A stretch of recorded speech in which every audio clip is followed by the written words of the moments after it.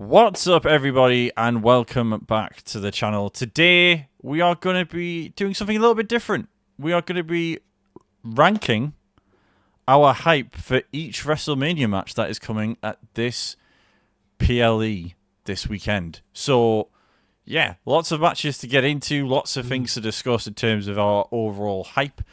Not just for the matches, I guess, but for WrestleMania as a whole. So, yeah, let's get into it. Obviously, I've got my glamorous assistant Bragster with me down below on the feed, and he shall be providing his usual takes, shall we call them? Expertise. Okay, that's what we're calling them. That's your words, not mine. And we'll get straight into it. So, we'll start with the one that everyone's looking forward to. The greatest match that there could ever be on a WrestleMania card. It is Rey Mysterio versus Americano. I can't even be bothered to say Grande Americano. Oh, great, yeah. El Grande Americano. So, obviously I've given it such a hype that we have to put it in the best, surely, Bragster. Look, as much as I want to put it there, I have to have an element of realism in me, especially given the caliber of matches on this card. I still want it in very nice though. I still want this. I still want this in very nice because this is going to be a great match between two great wrestlers, and the crowd are going to absolutely love it, and I'm going to love it because it's silly bollocks. That's what it is, and I love wrestling silly bollocks, and this feeds into it. You are insane. This has nothing more than tolerable all over it. What? Like, what? How can you say this is very nice or great or whatever word you want to make second on the tier list? You cannot be serious. This isn't genuine. Right, genuinely, this is probably my top half of matches. You are joking me, aren't you? Top half? Yeah. What are we talking about? Oh my god. Right. I will meet you in the middle and give you an all right, but that is the most I can give you. We can go all right. Yeah, I'll accept going down. Oh, I can't actually believe we're putting that there. This is a disgrace to lucha wrestling everywhere. Oh, it's brilliant. That's what. Oh, it looks great in that tier already. Jesus Christ. Right. Okay. Uh-huh. I can't believe we've actually done that. I feel so sorry for any luchador fans out there. So, after the interesting debate we've just had on Americano and Mysterio, we are moving on to the first of two tag title matches of Liv and Raquel versus Bayley and Lyra. And in all honesty, I can't put this above the Americano and Mysterio hype train. No. But I do think it has the potential to be a good match based on what Liv and Raquel have done with the tag matches they've been in. Yeah, like, don't get me wrong, the match itself will be decent, will be all right, but just like I just don't care, like, because there's just been no build there, like, and there's this lingering horrible feeling. The whole reason that they're doing this match is one, because like two of their hottest talents in Liv and Bayley would have to be off of the card otherwise.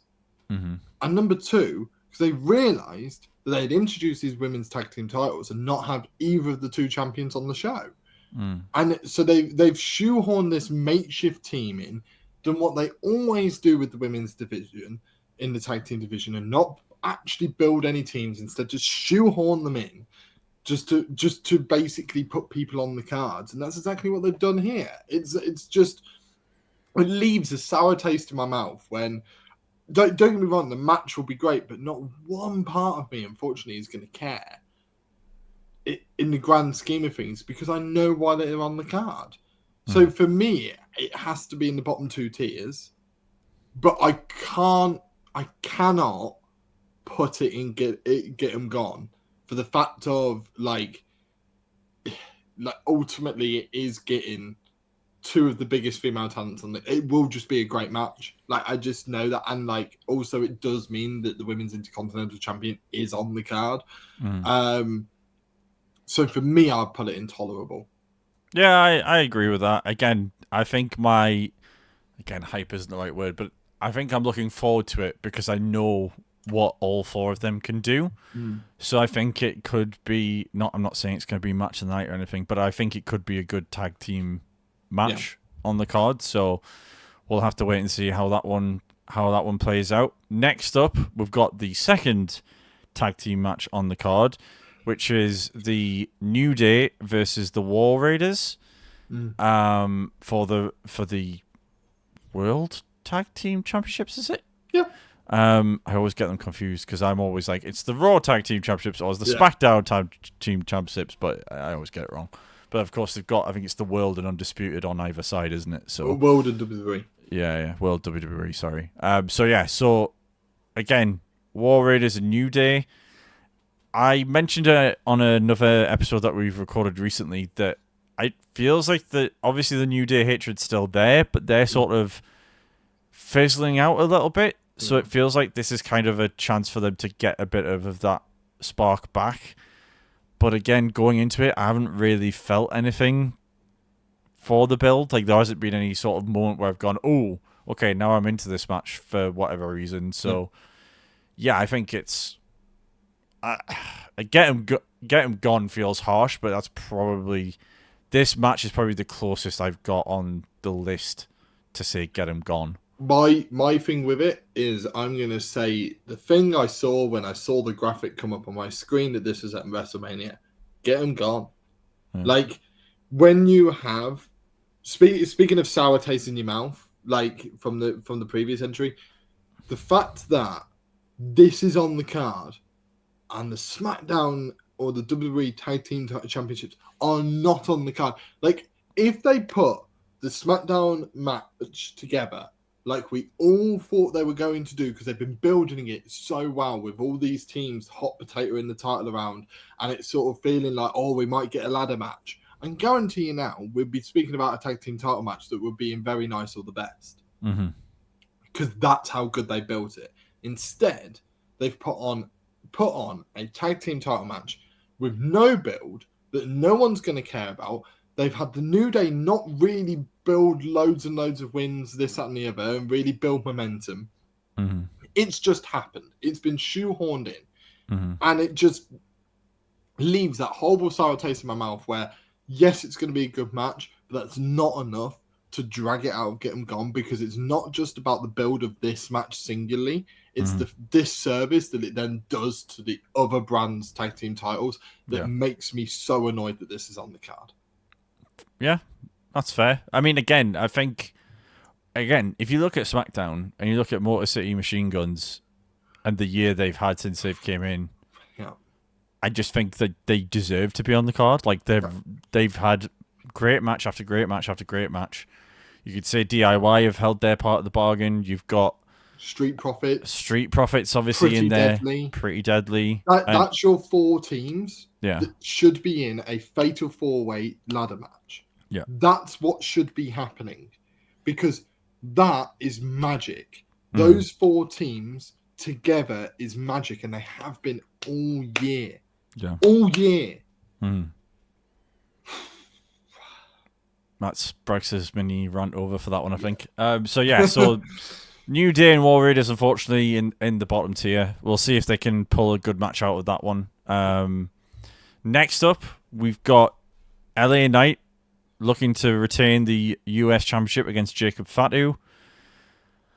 In terms of a build, again, kind of not really something that has me... The build itself hasn't got me excited for the match. I think the match is exciting for me because of who's involved. Yeah. I think it's loving LA Knight as a performer, as a wrestler, as a guy on the mic. Whatever he does, he's great. Jacob Fatu, I've loved ever since he's come into the company and ever since I've started watching him. And you can just see the build that he's on and the rise that he's on at the minute. So it feels very much like, whilst maybe they're not at the top end of the card, it does feel like two pretty big names, or maybe in the next year or two become bigger names after this match. Yeah. So for me, I would personally put this as an all right, but I think the match could go places in terms of there could be some big moments in it. I think this is a very nice for me. In the matter of fact of like, I think not only will it be a good match, I've actually enjoyed the build. I've quite enjoyed the fact that, you know, we've had multiple people trying to vie their way to the US title. And it's resulted in Jacob being the one that going forward. But a very different story to the IC where it's sort of all crossed over and they've all gotten the match. Mm-hmm. On the SmackDown side of things, it's been they all want this match, and one by one they've slowly been almost eliminated from contention. Yeah. Through losing to one of the others, and then it results in a great last man standing match. And Jacob looks amazing. You then have the whole bloodline thing with Solo in there, and then you have the fact that LA Knight's LA Knight. I just think that this I've enjoyed the build, and then on top of that, I think this is going to be a really good match. And also, I'm 90% sure that Jacob's winning, and that excites me on top. Yeah, that's fair. Again, I think in terms of my listing of where I put it, it's if there was one in between Very Nice and All Right, I'd probably put it there because I think Very Nice is like just below the top tier, so it's kind of like I don't feel like the hype for me is quite there. But based on what you're saying, I think obviously you've got the last man standing match and then obviously the build of who the contenders are going to be. I know I've made the point before about LA and sort of kind of being a bit confused as to why he lost it to just get it back again. But yeah, I can agree with Very Nice on that based on your argument. I'm happy to put it top of All Right. I'm happy to compensate, like, because I get it. Like, you know what I mean? Like, it's up to you. I like you let me have El Grande Americano. Okay. We'll go all right then. We'll go all right. And of course, folks, if you are watching this on YouTube, let us know in the comments what your rankings would be for these matches as well. We'd love to hear from you. Next matchup, we've got Jade Cargill versus Naomi. And again, it doesn't feel like this has been like a constant week by week build, but it feels like there's been big moments. And obviously we're going back into like the middle of last year when it really officially started. Not that we knew it was starting then until Elimination Chamber. And that felt very much like the spark that lit the paper, as it were. What would you say for this one, Bragster? I would have this in Very Nice. I think this is a match that I have loved the build to this. I think that Jade has been brilliant. The whole start of that Elimination Chamber was one of the coolest things. It was one of the best ways of starting a pay-per-view, let alone like making a feud. And then Naomi has hit it out of the park every step of the way. Every promo that she's done, she's looked $1,000,000. Like, it's so good. And then for me, you add on top like Jade's this entire time has been in the Performance Center. Where like this is going to be a showcase match for the ages. This is not going to be a squash match at all. Which I think a lot of people would have expected going into it, but I think they've given Naomi such a good build and such good character work and put a lot of effort into it that says to me that it's not going to be a squash match. It's actually going to be quite competitive. And that this is going to be the first time that we see Jade Cargill tested in WWE, and rightfully so. You add on top of that the fact that this is the first women's singles match without a title on the line, or the first women's match in general without a title on the line at Mania. I think that just adds even more fuel to the fire. And I think that this is a Very Nice for me. Very good. Okay, we'll leave it at Very Nice then. So, again, probably in terms of this next one is probably one of my picks for what could end up being potentially match of the night. Yeah. Kind of a dark horse for it, as you would say. It's the 4-way for the Intercontinental title with Dirty Dom, Finn Balor, Bron Breakker, and Penta. In terms of a build, for me, I don't necessarily think it's been an amazing build. I think it's been building for a very long time because you've had Penta facing off against these guys in some way, shape, or form since he's come in. Really, I know it started initially with like Ludwig, but Yeah. then obviously he's had matches with Finn and everyone else. So, and it's really been the past couple of weeks. Like obviously you had Dom trying to get Penta into the Judgment Day and things like that, and then you've got Bron being Bron and spearing everybody into oblivion. Mm-hmm. Obviously, quite infamously now, Carlito the other week, which did get a pop out of me with a good chuckle last night when Carlito saw him coming and was like, "I'm out of here." And Scott and basically flew over the announce desk to get away from him. So for me, I think in terms of the hype for the match itself, not necessarily about the outcome, but more the match, I would be in that middle bracket between all right and very nice. But would love to get your thoughts on it. For me, this is in the best. Really? This is Mania. This is this for me is like what Mania is. Like it is like really good wrestling mixed in with the fact that anyone can win. Like when I think of the Mania card, this is one of the first matches I name every single time. You know, if people were to ask me what's on the card, I'd probably name a couple of the world title matches, and then like this IC title match will be immediately probably my first 3 or 4 matches named. The reason for that is because I am absolutely hyped for this match. This is gonna, like as you said, potentially steal the show. Mm-hmm. And I love all 4 of these guys. I particularly love Penta. He's just so cool, and I love him. And I cannot wait. I just think it's just going to be so fun, but yet have me on the edge of my seat every step of the way. Okay, fair enough. You've convinced me. You've twisted me arm. We're going to go with it in the best. Oh, I've upgraded you nearly 2 tiers. I know, right? Well, to be fair, I would have gone. I probably would have known me. I would have gone very nice. Yeah. But I think with you describing it, it's like I am looking forward to it. I am. I can't lie. So we've only got 7 to go, but next up is Damian versus Drew in the Sin City match. City Sin City Street Fight. So again, could this be one of those ones that we've seen like in yesteryear where they maybe go outside and have some like shots outside in the streets or, and it kind of goes across the show sort of thing and sort of starts in one particular section, but then nothing's happening. So they just go to the next match and then they throw back to them still scrapping hours later or whatever. In terms of the build, for me personally, I mean, I love both guys. Like I think they're both great. I wouldn't necessarily say the build has been brilliant, but I wouldn't necessarily say it's been throwaway or terrible or anything like that. So I would probably say for me it's probably an all right rather than it. I'd put it. I wouldn't say it's necessarily up there with what's going to be a match of the night, but I certainly don't think it's going to be at the bottom of the list sort of thing.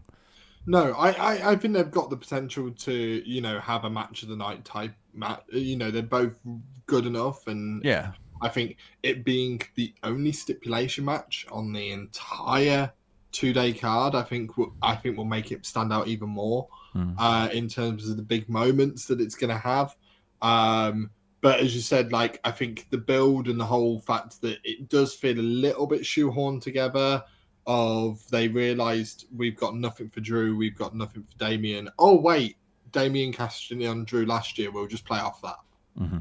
Yeah. I think that lets it down. If they've been building to this since before the Rumble and sort of put hints and drops in there and then like made us excited for it, but they haven't. It's sort of been, similar to a match we're going to name in a minute. Just 2 guys sort of thrown together. Because they're going to make a really good match. And at the end of Mania, we're not going to care about the build because it's going to be such a good match. We're not going to care. But as of sitting here right now, I'd say I'm sort of medium sort of looking forward to it. It's like it's going to be a great match, but they haven't built the story enough for me to care that extra level. Yeah, exactly. No, 100% agree. So next up, we've got AJ Styles versus Logan Paul. Yeah, it's exactly, for me, this is exactly what you said. It's two people who you know are going to probably put on a decent match. I don't think the build's been anything special. I think, if anything, the best part about the build has been Karrion Kross. That's what I was going to say. The best part of the build between these two wrestlers is a wrestler that's not even in the match. Yeah, he may well appear. He may come out at the end and do something. Like, we don't know. But for me, I think the only thing I can say about this is that it was tolerable. I don't think it's a case of... It's not like the New Day War Raiders one where there's other matches that could be on there. I think I get why it's on there, because you're putting Logan up against a relatively big name in AJ and trying to give a bit more of a showcase there. But yeah, if tolerable's where I'm at, where are you at with it? I am personally in all right. I think this would be at the bottom of all right for me. However, I'm willing to put it intolerable, because I feel that when comparing, I get it. Do you get what I mean? Like, us putting it intolerable wouldn't leave a sour taste in my mouth. I mean, you've given me a couple as well. So I'm willing to put it intolerable.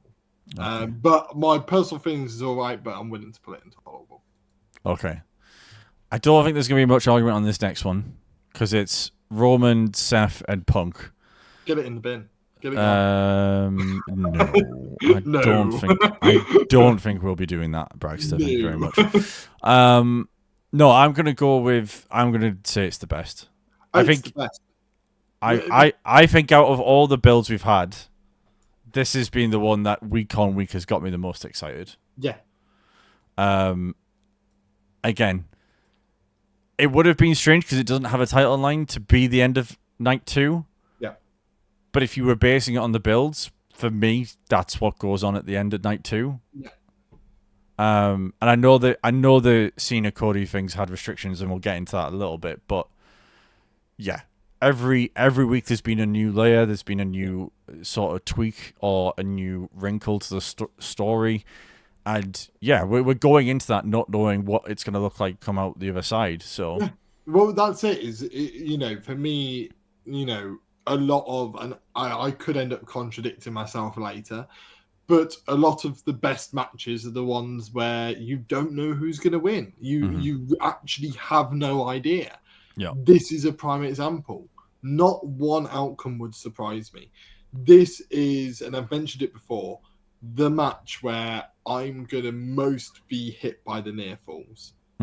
Because I'm going to be on the edge of my seat for every single one, because it's the one match where every single fall could potentially be the end.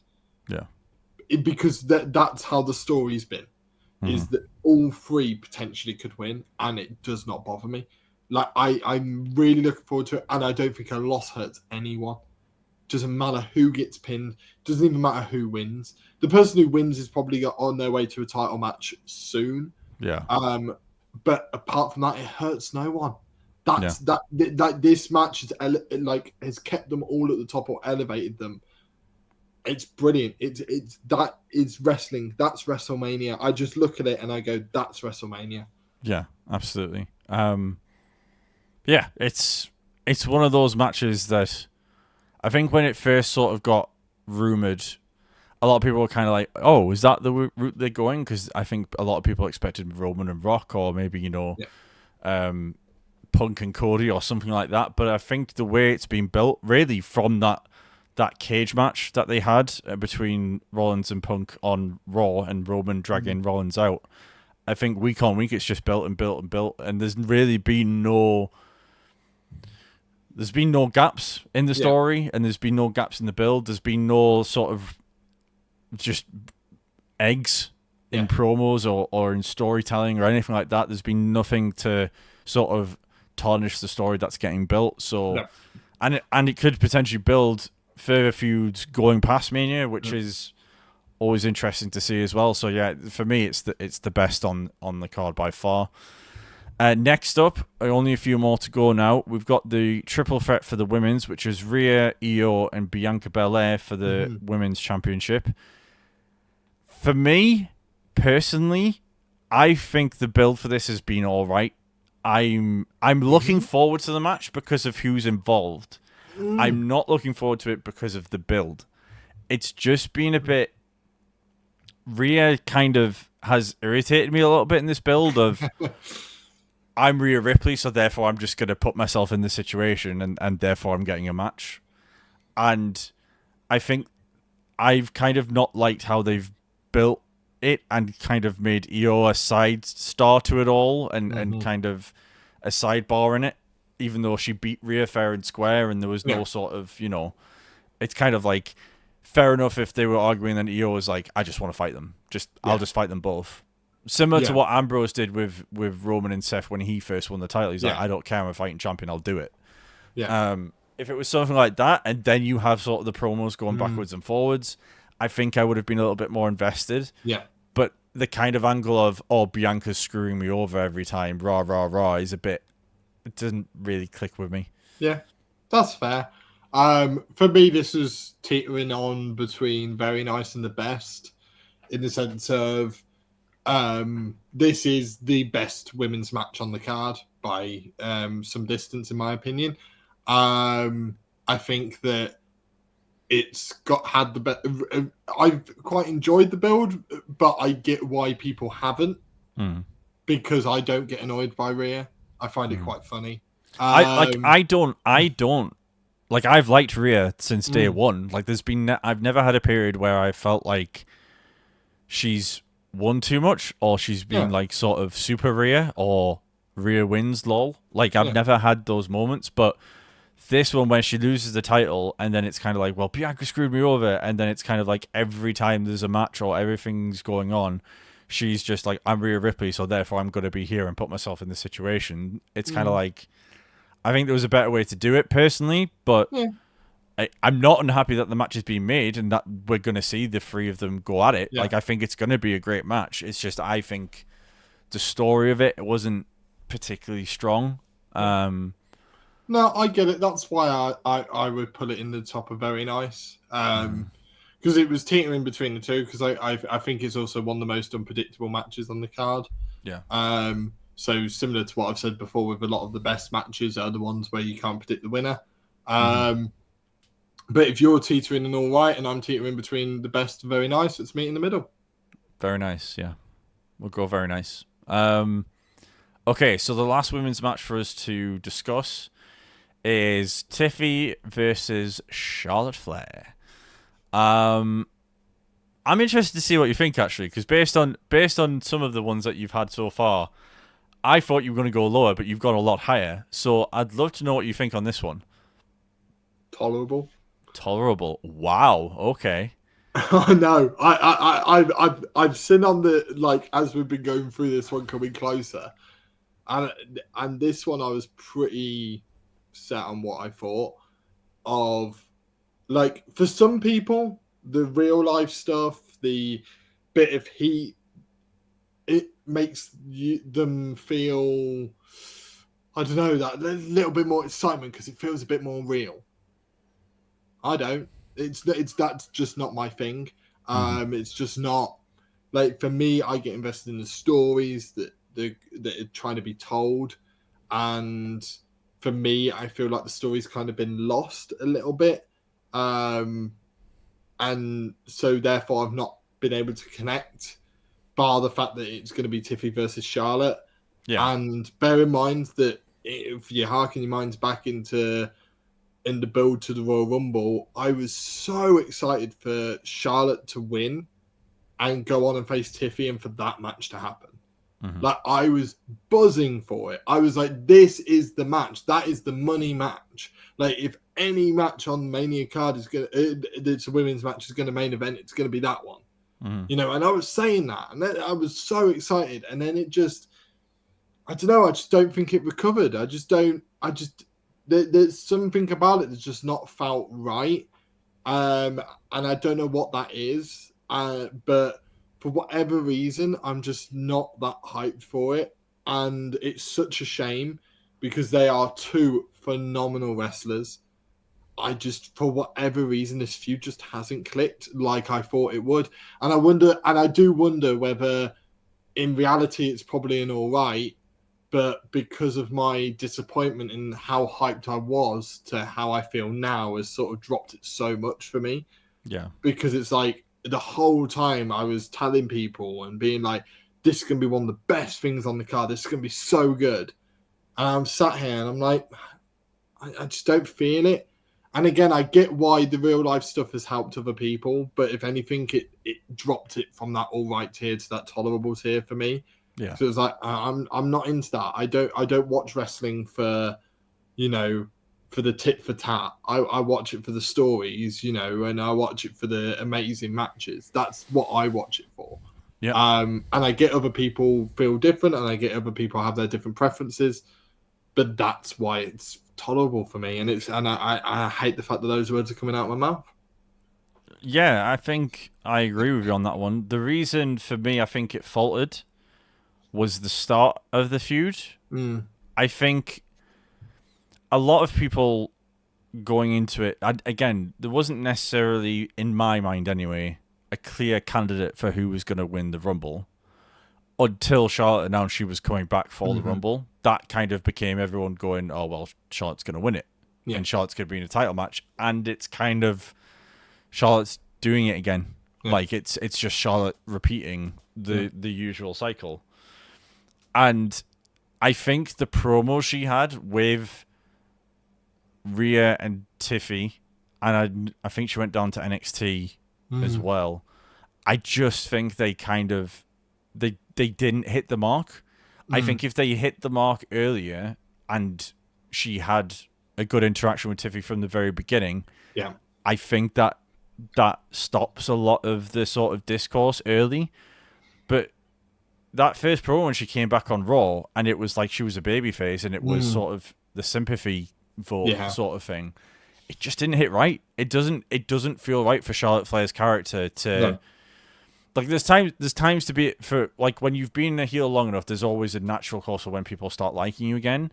But the Miz is a prime example of that. I feel like when think to SmackDown Live sort of days. Where it just got to a point where it was like, actually, you've been around so long, you're such a veteran, that we're actually going to come around to liking you at this point. And I feel like Charlotte, I think the issue is with Charlotte, and it's not her fault, it's her booking, and a lot of it being Vince's booking, was there wasn't that break. What they've done well with, as you've mentioned before, with Bianca and Rhea and stuff, they sort of had those moments outside of the title picture where you get that break from them. So then when they come back in, it's fine. And also when they come back in, they don't always just immediately win it back. Yeah. Like, so yeah, I feel like it's, I think I do see what you mean in the fact that it's, because it's felt like same old Charlotte, it's not had that fresh zing to it that we all were hoping it would have. Yeah. And if say, for example, Charlotte had come out again, like in that first promo with Tiffy and was cutting her down with zingers and, really hitting the starting point running, I think it would have been a good build. But unfortunately, there was a bit of a stutter at the start, and then obviously there was issues in terms of Tiffy's delivery and certain things. But again, I'm not necessarily holding that to blame or maybe blaming it on the performers. I just think the story wasn't there. Yeah. So yeah. I feel like what they tried to do was the classic Rumble build of them sort of teasing multiple different matches and not quite choosing. And then they realized it wasn't working. So then I think, fast-tracked the Tiffy, like her attacking Tiffy. Yeah. I feel like her coming out, and she could have even done the teases to an extent, but if she just had almost done the tease on Raw, done the tease on NXT, then turned up to SmackDown and went, actually, you're just a B-Tech me. Yeah. Like, I've disappeared. I got injured, and they replaced me. Look at you, blonde hair, all the glamour in the world just bestowed upon you. sent straight to the top, all because I left. Yeah. You know, Similar to what Cena did in the first promo with Roman. Yeah. Literally, like, and that's how you do it.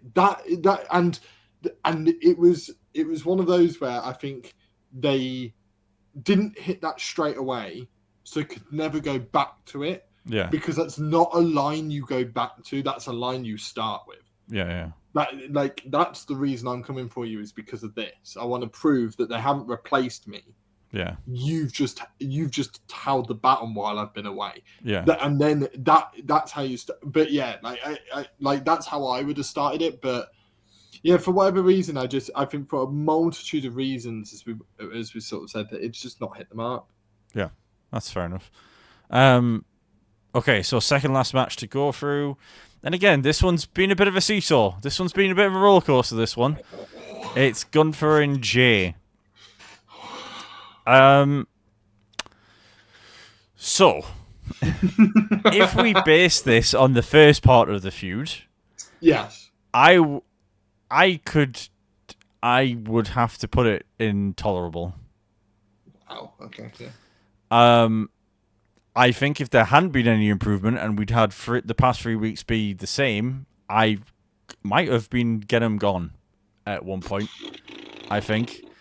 But if it hadn't been for Jimmy and that sort of reset of Jey from there, I think we can put this in very nice. I think the last month since Jimmy came in, slapped Gunther, got murdered, and then Jay's come out and is like, right, I'm down to business now. This isn't. I'm not the cartoon character that they've made me. Serious main event Jey Uso again. I'm going into business and I'm going to do it properly. I think since they've realised they've needed a bit of a reset, I think it's been a lot better. Yeah. No, I agree. For me, this is teetering between very nice and the best. I think in reality, it's probably a very nice. It's probably just my excitement for Jey winning that teeters it into the best for me. In the fact of, like, I want it to be the best thing on the card, and I just know it's going to open night one, and it's just going to be awesome. I just could just feel it, and you know, every part of me just can just like. They realised where they're. Do you know what? It's a great comparison to the previous one we're on about. Whereas in this case, they realised where they were going wrong and just completed a U-turn. Just went, all right, this isn't working. Let's veer it in a different direction, and it's hit. They've managed to turn it where it just hits perfectly, and it fed into everything we wanted. And yes, I know a lot of people don't like Jey and don't think Jey deserves to be there, but I think he does, and I think he's proven himself over the last few weeks that he's a very, very good storyteller, and that for me, and also people don't talk about enough, Gunther's improved a hell of a lot as well in this feud. Yeah, like Gunther's promo, he's found like a lot of people on Twitter and stuff is saying like he's found his voice, and I feel like he has. Of, you know, rather than just the I'm the best wrestler, there's that extra level of arrogance to him that is actually clicking with me now. Yeah. I'm someone that's always struggled to get Gunther. He's one of the ones that I've always personally struggled with. Again, that's part of the reason I also struggle with technical wrestling, so that I know that's also always been an issue of mine. Of why those types of wrestlers don't connect with me as much. But just something about Gunther's also changed. It's also elevated him, and I think I think they realised this wasn't working, corrected it in such a way that it's not just like elevated the match to be like, okay, this is cool. It's gone, okay, this is one of the best things on the card again. Yeah. So the hype we all felt after the Rumble has immediately come back, and I love that. Love that. Yeah, definitely. And I think, like, I mean, we've said it a bunch of times on various things we've recorded, but that long build has probably hurt this more than any other match, I think. Knowing so early that it was going to be Jey and Gunther wasn't necessarily an issue, But I think there is something to waiting maybe till after Elimination Chamber or close to Elimination Chamber to have that 6-week build rather than a 10-week build to get through. I think that's what hindered it. So, but again, definitely the Jimmy stuff coming in is definitely what saved it for me. And it'll be very interesting to see how it comes out on the night. So, with that being said, we're down to the main event of night 2, the final match for us to rate on Tier Maker. It's Cody Rhodes versus John Cena, Baxter. Where are you putting this in terms of the build? I think if we put it anywhere other than the best, we're going to be lynched. So I feel like we almost have to. Have to? I kind of feel like, yeah. I mean, you might feel different, and I'm willing to listen. Doesn't mean I'm going to agree, but I'm willing to listen. I'm willing to listen, but I do feel like ever since that heel turn, every single time these two have been in the ring or interacted, it's clicked, it's worked. Something about it has just felt so good. Being in the arena for their proper face-to-face was one of the coolest things ever that I've ever experienced. It was so good. Being in that crowd, and it's again I've watched the segment back, and all you hear is noise. Yet everyone was listening to every word. Because the noise was always when no one was speaking. That is how you know you've got the whole crowd in the palm of your hands. It's one of the most volatile crowds, aka the London crowd.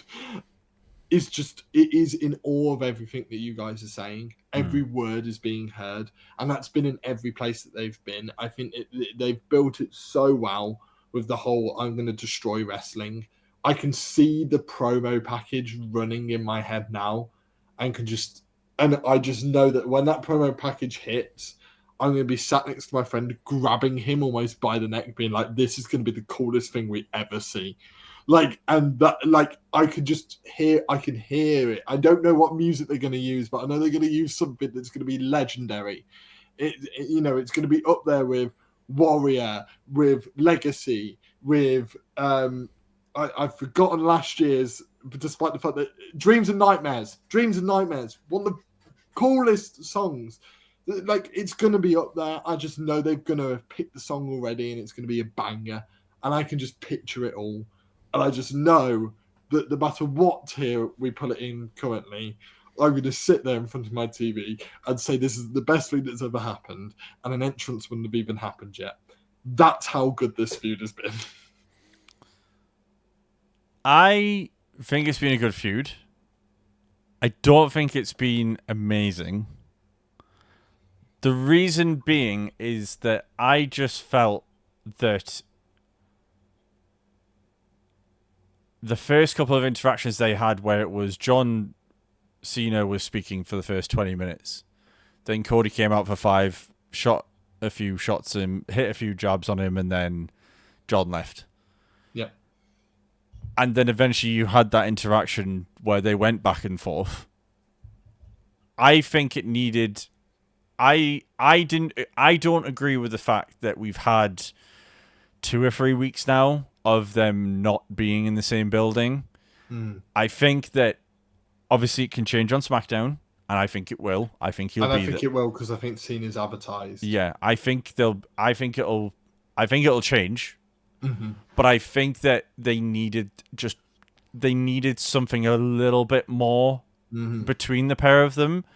I'm not necessarily saying that the promos are bad. I'm not necessarily saying that what was said and what was happened. I just think that with the start they had at Elimination Chamber, it tapered off a little bit when there wasn't that much back and forth going on.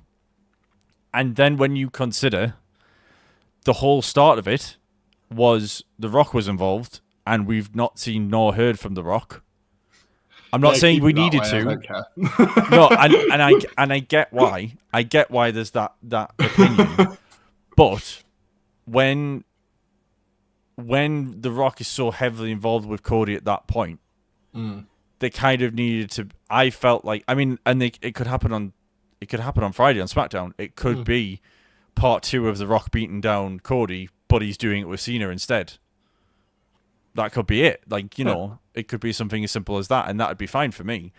I just think that what would have tipped it over the edge for me and been probably the best build of the card would have been a bit more interaction between the two of them. And I know there's been constraints because of Cena's filming schedule, and I know that but you can do pre-recorded messages. Yeah. You can have Cody in the middle of a promo on Raw or SmackDown, and then Cena just appears live via radio or whatever they want to call it, or via telecast or whatever, and just dress him down again. And then it's kind of like the frustration for Cody is he can't get his hands on him because he's on the other side of the world filming something. And you can have it build a bit more that way. Mm-hmm. But that being said, I would still put this in the best. I just don't know if I am. I think there's more they could have done with John Cena's heel persona to get me there. Because again, he's justifiable in what he's saying, that he's been booed for 20 years, etc., etc. I just think there needs to be. Maybe we see it after the feud. Maybe we see it after Mania with Cena when he's got a few more dates to do what he wants to do. But we will put it in the best. And I was always going to put it in the best because I think it has been one of the best. But I don't think it's been better than Roman and Punk and Seth.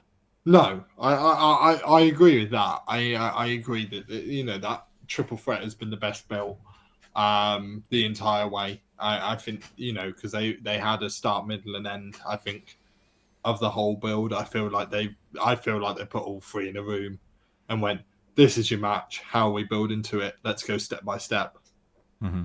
And that's how that triple threat feels. Whereas, the Cody Cena one was more. These are the dates you guys are both in the same building, so do what you want for those ones, and then we'll work around it. Yeah, and it still worked because they're two of the best wrestlers in the world. But I see your point. Yeah, but and again, I know we spoke about in the previous recording about the whole Cena Rock feud. We touched on that a little bit. And I think that's kind of where my main inspiration of the sort of streaming live a message to Cody and The Rock dressing down Cena the way he did in those various skits or whatever.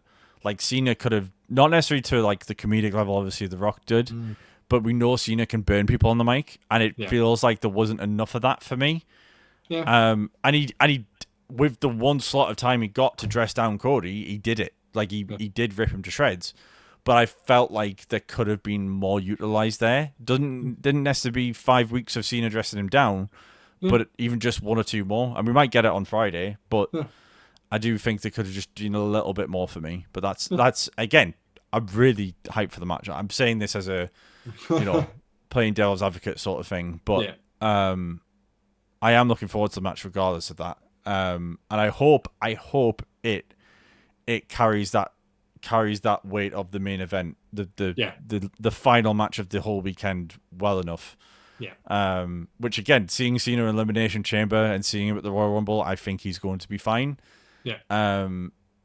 I don't think we're going to have another Austin Theory US title match on our hands. No. I think it is going to carry that weight.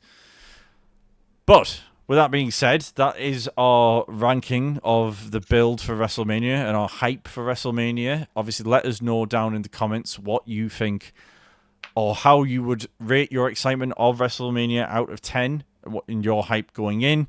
We might well do another one of these ranking the actual outcomes of these matches and how they played out. We might have to do separate ones for that because there might be some disagreement on that, as there usually is between us two. We can work together. We can manage. We can manage. We'll see. We can manage.